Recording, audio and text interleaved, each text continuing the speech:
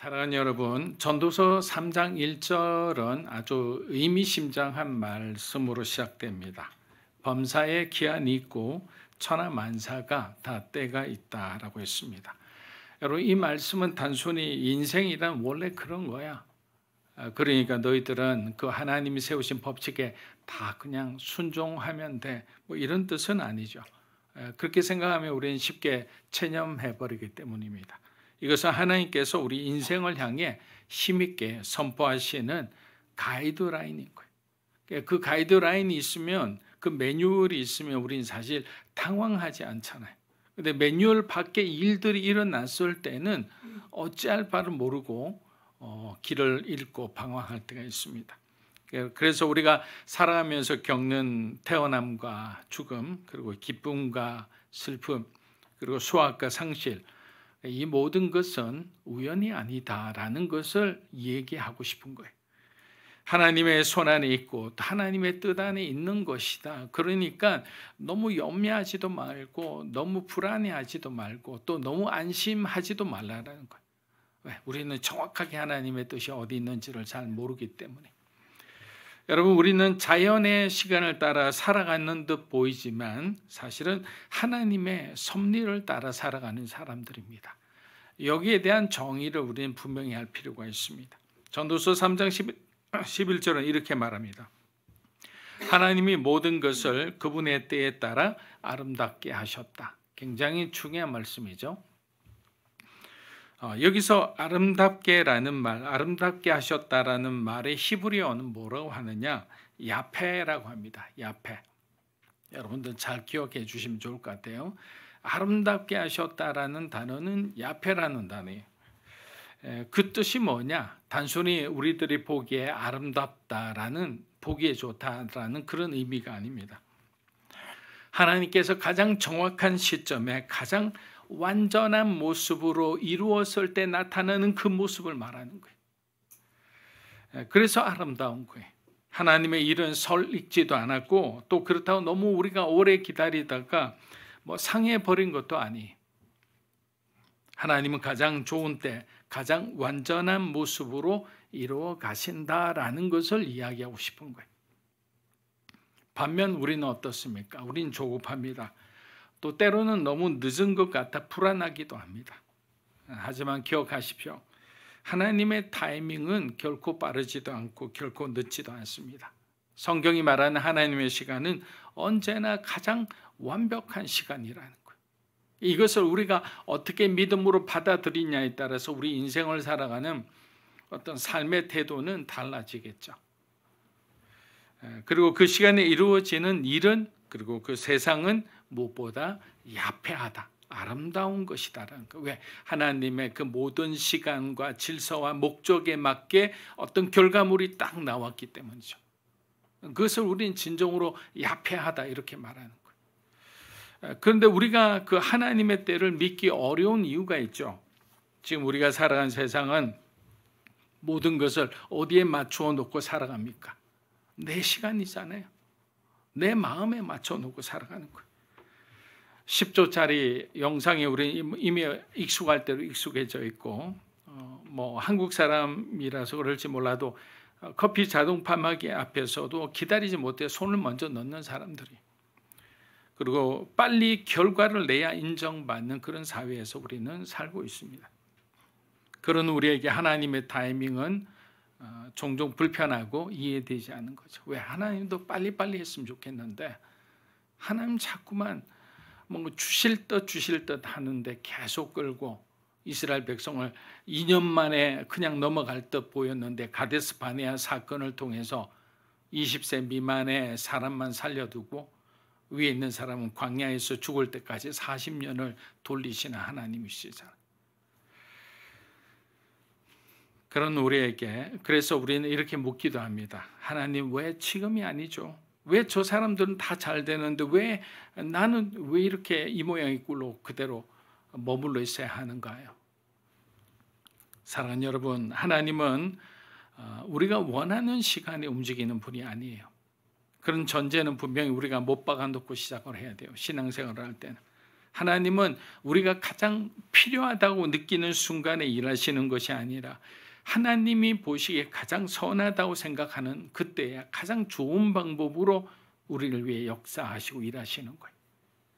그리고 바로 그 기다림 속에서 하나님은 저와 여러분의 성품을 다듬어 가실 거예요. 믿음을 더 정교하게 만들어 가실 거예요.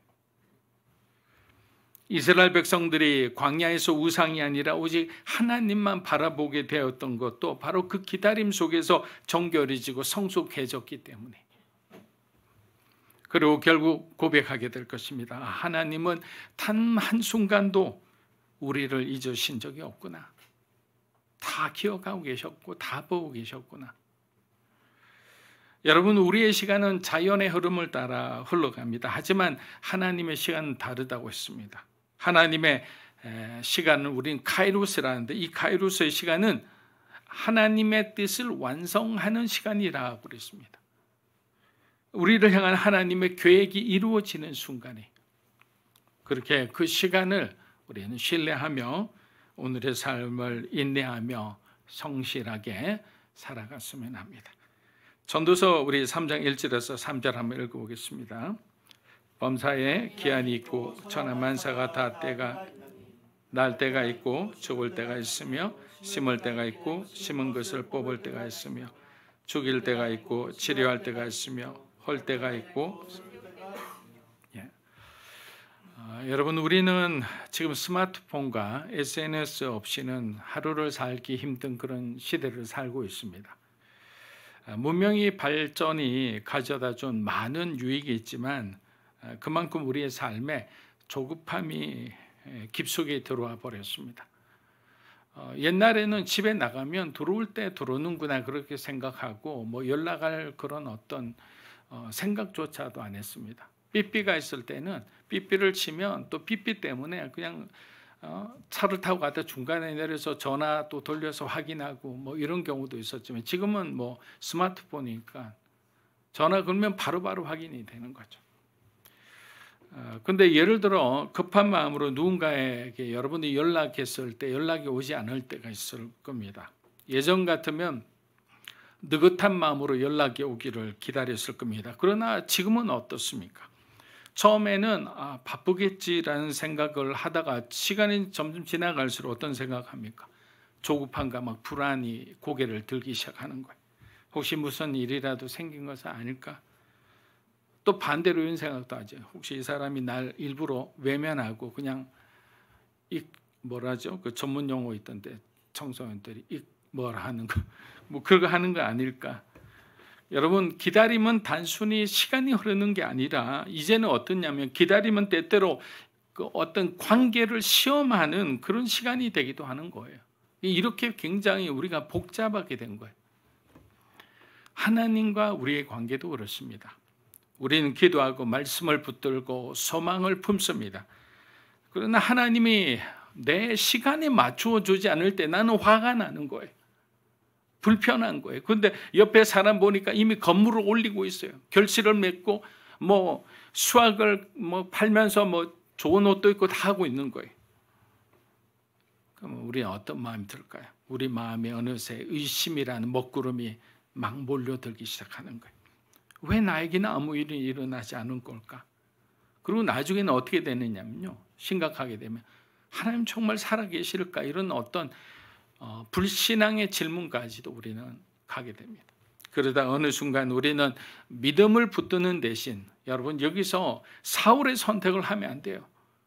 막 주변의 환경의 메시지에 속아서 전쟁을 앞두고 막 탈영병이 생기고 이러다가 우리가 망할 것 같으니까, 전쟁에 질 것 같으니까, 하나님이 계신데도 우리는 그렇게 불안해하는 연약한 존재라니까요.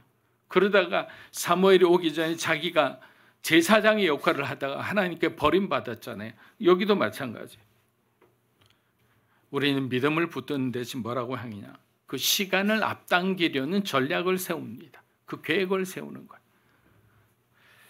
하지만 전도서 3장은 그런 우리의 조급함 앞에 분명히 선언하죠. 뭐라고 했습니까? 3장 1절입니다. 범사에 기한이 있고 천하만사가 다 때가 있나니. 우리가 시간을 앞당긴다 해서 그 하나님의 때가 결코 앞으로 우리를 찾아와 주지 않는 거예요. 여러분, 이 말씀은 단순히 인생을 살아가는 지혜가 아닙니다. 시간을 주권적으로 다스리는 하나님의 어떤 명령이자 선언인 거예요. 선언이라는 것은 더 이상 타협할 게 없는 거죠. 그래서 성경은 시간을 두 가지로 구분합니다. 하나는 그냥 자연적으로 흘러가는 크로노스의 시간이고, 하나는 하나님이 정하신 특별한 시간인 카이로스입니다. 오늘 전도서 3장에서 말하는 이 기한이라는 것, 이 기한을 히브리어로 에뜨라입니다. 오늘은 야페와 에뜨에 대해서 여러분들이 잘 공부했으면 좋겠어요. 야페는 하나님의 시간의 그 질서와 목적에 맞게 아름답게 결론이 난 모습이 바로 야페라고 그랬고, 에뜨는 하나님이 그 카이로스에 정해진 그 시간을 에뜨라는 거예요. 범사에 하나님이 준비하시고 계획하신 완벽한 때가 있다라는 거죠. 우리가 보기에는 늦은 것 같아요. 그러나 하나님은 하나님의 시간에 하나님의 방법으로 가장 아름답게 만들어 가시는 거예요. 유명한 신학자인 스탠리 투상 교수는 이 전도서의 이 구조를 이렇게 해석합니다. 전도서 3장은 시간의 허물을 말하는 것이 아니라 하나님의 시간 안에 분명한 질서와 목적이 있다는 것을 강조한다라고 했습니다. 그렇습니다. 여러분, 하나님은 우리의 계절을 조율하시는 작곡가이시며 또한 우리의 시간을 설계하시는 아주 뛰어난 건축가이기도 합니다. 전도서 3장 3절은 이렇게 이어집니다. 죽일 때가 있고 치료할 때가 있으며 헐 때가 있고 세울 때가 있다. 여러분, 우리는 실패보다는 성공만을 원하죠. 사실 성공했으면 좋겠어요. 더 잘 나갔으면 좋겠어요. 세워지고 이루어지고 드러나는 순간만을 우리는 마음속에 꿈꿀 때가 있습니다. 하지만 하나님은 이렇게 말씀하시는 거예요. 무너지는 시간도 있어야 되고 깎이는 시간도 지나야 한다라는 거예요. 하나님의 계획 안에서는 그 무너지고 깎여지고 깨어지고 부서지는 그 우리가 생각하는 인생의 마이너스와 같은 그 시간을 하나님은 플러스라고 생각하는 거예요. 그것이 미끄럼이 되어서 하나님의 사람이 되는데 가장 필요하다고 생각하시는 거예요. 왜? 고난도 결국에는 하나님의 그 영광에 이르는 과정의 가장 중요한 하나의 관문이기 때문이죠. 그렇다면 왜 우리는 이런 너무나 분명한 이 진리를 여러분들 마음속으로 받아들이기 힘들까요? 지금 우리가 살아가는 시대는 느림은 실패라고 가르치기 때문에 빨리빨리 해내는 사람이 뛰어난 사람이고 유능한 사람이라 생각하는 거예요. SNS를 보면 모두가 성공한 것처럼 보입니다. 누군가는 결혼하고 누군가는 성진하고 누군가는 자기의 꿈을 이룬 듯 화려하게 그렇게 보여지죠. 그러나 여러분, 그 사람의 시간표는 나의 시간표가 아니라는 거예요. 그 사람의 인생은 나를 위한 어떤 모델도 교과서도 아니라는 거예요. 하나님은 각 사람을 그 사람의 시간표대로 그렇게 아름답게 인도하신다는 사실을 우리는 믿어야 한다라는 거죠. 다윗을 보십시오. 다윗은 기름 부음을 받았지만 바로 왕이 된 게 아니에요. 15년 동안 아무도 알아주지 않는 광야에서 사울의 그 창을 피해서 도망 다니면서 또 굴욕적으로 가드 왕의 그 발밑으로 미치광이 밑이 닿으면서 그렇게 생명을 유지했어요. 아브라함도 마찬가지였습니다. 하나님의 약속을 받았지만 무려 25년이라는 세월이 지나서야 이삭을 품에 안을 수 있었어요. 요셉은 또 어떻습니까? 형제들에게 버림받고 감옥에 갇히고 사람들에게 잊혀진 그곳에서 오직 하나님의 시간을 붙들고 버텨야 했습니다. 그러나 하나님의 때가 오자, 에뜨라고 그랬죠? 이 에뜨의 시간이 되자 바로가 꿈을 꾸었어요.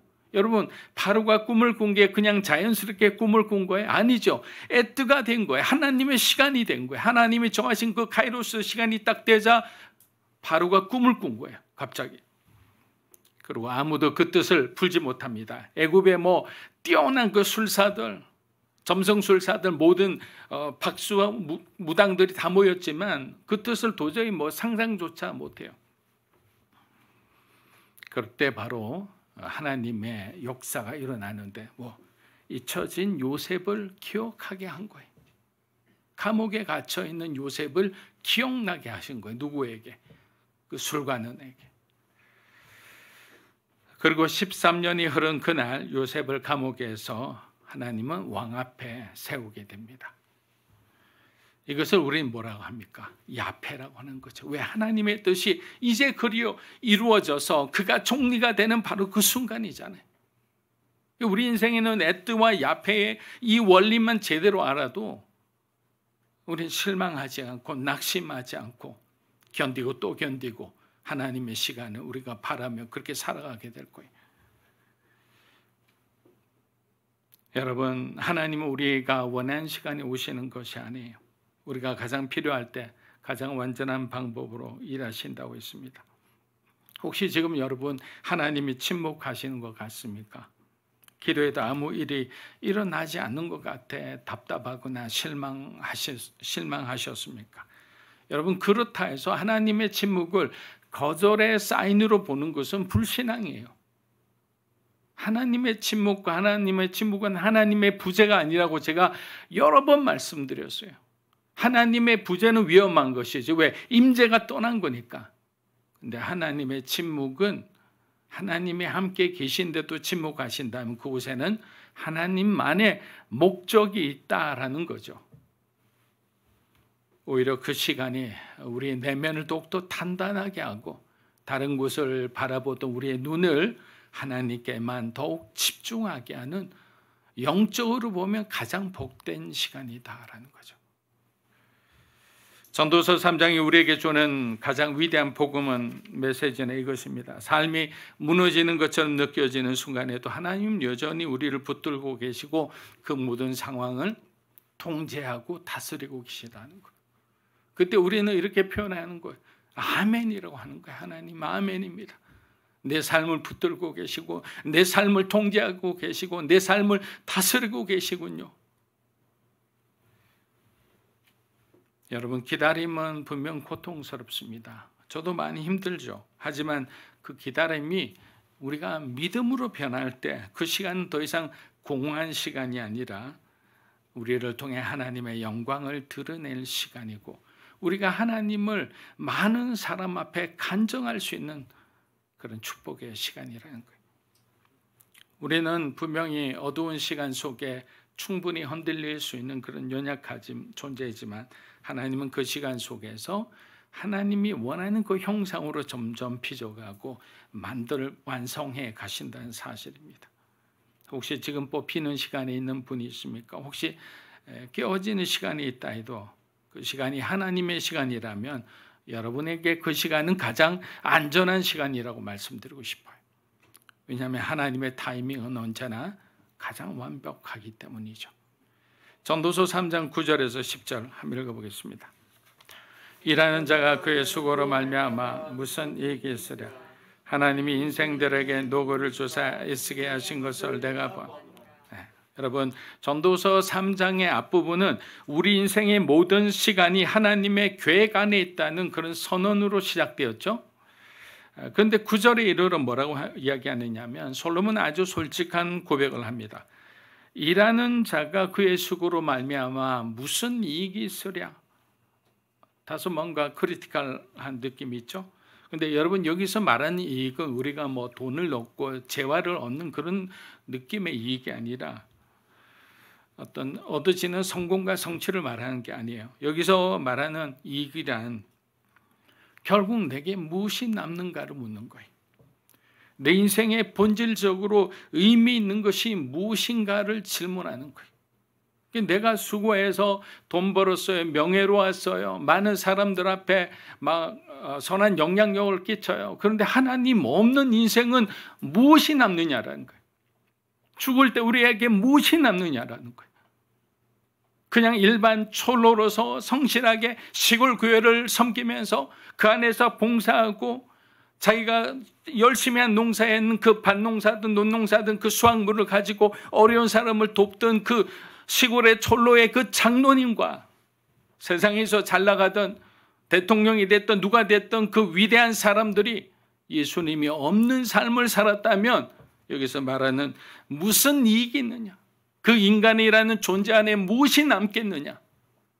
쉽게 말하면 nothing이라는 거예요. 예수 없는 인생은. 그렇습니다. 아무리 열심히 살아도 아무리 땀을 흘리고 수고를 쌓아도 예수 그리스도 없는 인생은 다 헛된 것이다 라는 것을 솔로몬은 우리에게 이야기하고 있습니다. 바로 그 고백이 10절로 이어집니다. 하나님이 인생들에게 노고를 주사 애쓰게 하신 것을 내가 보았노라. 여러분, 여기서 노고는 단순히 직장에서 일하는 고단함만을 말하는 것이 아닙니다. 살아간다는 것 자체가 지치고 버거운 인생 그 전체를 말하는 거예요. 노고를 주셨다라는 것. 삶이 왜 이렇게 팍팍하고 삶이 왜 이렇게 힘들어요? 라는 그런 느낌을 여러분들이 생각하시면 됩니다. 그런데 여러분, 여기서는 그 원인이 있죠. 그것을 우리가 또 짚고 넘어가야 됩니다. 인간이 일하도록 창조한 것은 하나님의 본래의 뜻이에요. 하나님은 아담에게 그 에덴 동산을 경작하도록 하셨어요. 영어로 cultivate라는 단어를 썼습니다. 경작하는 거예요. 근데 이때는 수고하며 애썼지만 그 어떤 노고라는 게 없었어요. 힘듦이 없었다고요. 근데 수고하고 애쓰며 땀 흘리고 고통받는 삶은 바로 아담과 하와의 죄의 결과로 우리에게 주어진 것이지, 하나님은 노동 자체를, 일하는 것 자체에 대해서 하나님은 노하신 분이 아닌 거예요. 그걸 통해서 수확을 얻고 우리가 기쁨을 얻고 그것을 나누며 더 큰 기쁨을 얻기를 그렇게 원하시지, 일하는 것 자체가 하나님이 금하신 것은 아니다. 전도자는 말합니다. 아무리 수고해도 인간은 모든 결과를 장담할 수 없다. 그리고 그 한계를 인정하는 것이 오히려 지혜요 믿음이다. 여러분, 이 말씀이 어쩌면 험하게 들릴지도 모르겠어요. 그런데 여기서 바로 복음이 필요한 이유가 되는 거예요. 내 힘으로 내 인생을 스스로 어떻게 할 수 없는 것, 내 수고로는 완전한 그 삶을 이룰 수 없다는 것을 인정할 때 우린 비로소 하나님의 능력을, 하나님의 은혜를 갈망하게 되는 거예요. 워낙 똑똑한 사람들 있잖아요. 사업에 능한 사람, 어떤 연구를 잘하시는 분, 다 이렇게 총명하고 탁월한 분들이 하나님을 잘 안 믿어요. 왜? 내가 이룬 것이 너무나 많고 위대하기 때문에. 그런데 여기서 보면 뭐라고 되어 있습니까? 뭐가 복이라고 그랬어요? 내 인생을 스스로 통제할 수 없는 그런 어떤 사람들, 한계에 부딪혀 어찌할 바를 모르는 그 사람들이 오히려 은혜라는 거예요. 왜? 하나님의 능력을 구하게 되니까, 하나님의 은혜를 갈망하게 되니까. 여러분, 전도서는 우리 인생이 헛되도구만 이렇게 말한 책이 아닙니다. 왕으로서 온갖 힘과 지혜와 권세를 경험했던 솔로몬이 그 모든 것이 뜻대로 되지 않은 것을 보고 마침내 내린 고백인 거예요. 결국 내 인생은 내 힘이 아니라 하나님의 손에 달려있다라고 하는 거예요. 사랑하는 여러분, 그렇다고 우리가 수고를 멈추라는 것이 아니에요. 우린 여전히 최선을 다해야 됩니다. 하지만 최종 결과는 내 손에 의해서 이루어지는 것이 아니라 우리가 기도하고 우리가 하나님을 의지하며 하나님의 그 은혜와 능력에 의해서 우리의 삶의 어떤 생산물이 우리에게 주어졌을 때 그것을 감사하고 살라, 이것이죠. 우리가 주인이 돼서는 안 되는 거예요. 우리 마지막 전도서 3장 11절 한번 읽어보겠습니다. 하나님의 모든 것을 지으시되 때를 따라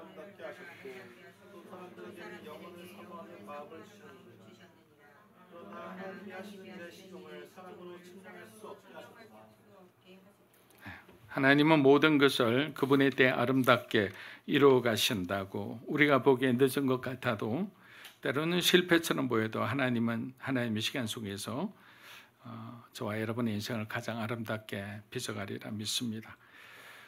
여기서 앞서 말씀드린 히브리어 그 야페의 비밀이 나오는 것이죠. 바울이 다메섹 도상에서 주님을 만난 것이 애뜨라면, 부름받은 후 수많은 고난을 통해 훌륭한 복음 전도자의 삶을 살다가 디모데후서 4장 7절에서 나는 선한 싸움을 싸우고 나의 달려갈 길을 마치고 믿음을 지켰다라고 고백하는 그 장면이 바로 하나님 보시기에 너무나 아름다운 야페라는 거예요. 우리는 어떤 삶을 살아가야 합니까?